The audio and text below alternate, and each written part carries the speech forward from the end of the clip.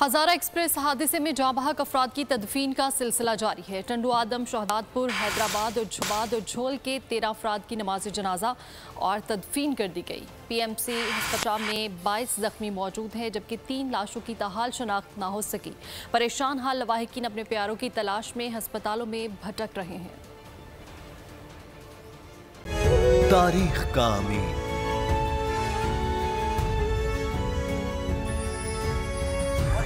आजादी की अलामत,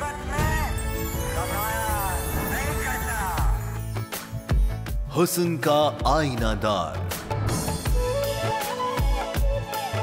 फिक्रो नजरिए की अक्कास, सरफराजी का गवाह, यानी हम सबका निगहबान पाकिस्तान।